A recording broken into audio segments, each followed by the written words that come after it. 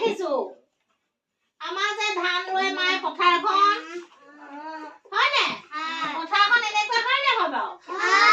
পথাৰখন আমাৰ আয়তকা কিছুমানহে এনেকুৱা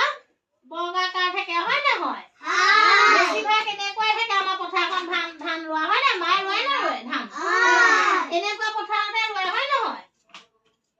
সেইকাৰণে এইটো আমি কি বুলি কওঁ আয়ত